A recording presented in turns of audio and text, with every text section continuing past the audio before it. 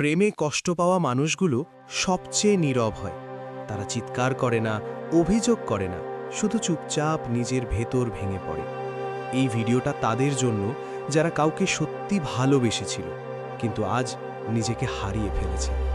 কারণ আমরা প্রেমে পড়ি শুধু মানুষটার সঙ্গে না, আমরা প্রেমে পড়ি স্বপ্নের সঙ্গে, ভবিষ্যতের সঙ্গে, একসাথে থাকার কল্পনার সঙ্গে।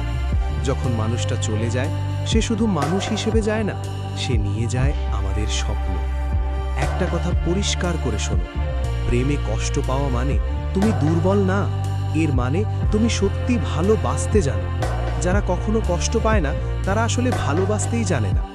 একদিন যে মানুষটা তোমাকে ছাড়া থাকতে পারতো না, আজ সে একটা মেসেজ দিতেও সময় পায় না। এর মানে এই না তুমি কম হয়ে গেছো, এর মানে সেই বদলে গেছে, তার অগ্রাধিকার বদলে গেছে। ভালোবাসা জোর করে ধরে রাখা যায় না। তুমি নিজের সীমা ভেঙেছো, নিজেকে ছোট করেছো, সব ছাড় দিয়েছো। ভালোবাসা করতে গিয়ে নিজেকে হারিয়ে ফেলেছো। মনে রেখো, যেই প্রেমে নিজের সম্মান থাকে না, সেই প্রেম একদিন কষ্ট হয়েই ফিরে আসে। ছাড়তে শেখা মানে হেরে যাওয়া না, ছাড়তে শেখা মানে নিজেকে বাঁচানো। যে মানুষটা তোমার কষ্ট দেখে থেমে যায় না, সেই মানুষটার জন্য নিজেকে শেষ করে দেওয়ার কোনো মানে নেই। আজ থেকে নিজের দিকে তাকাও, নিজের কষ্টকে শক্তিতে বদলাও।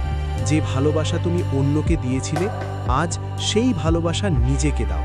নিজেকে সময় দাও, নিজেকে গড়ো।